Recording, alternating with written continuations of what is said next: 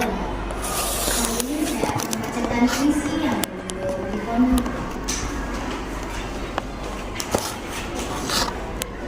Diponegoro karya Khairil Anwar.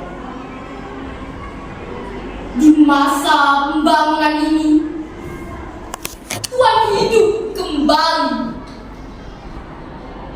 dan bara kabut menjadi api. Di depan sekali Tuhan menanti, tak gentar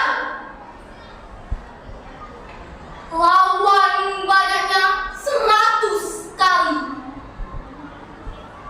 Pedang di kanan, keris di kiri, berselempang semangat yang tak bisa mati. Maju! Ini barisan tak bergenderang berpaling. Kepercayaan tanda menyerbu. Sekali berani, sudah itu mati. Maju! Bagimu negeri menyediakan api. Punah di atas menghamba, binasa di atas ditindas. Sesungguhnya jalan ajal baru tercapai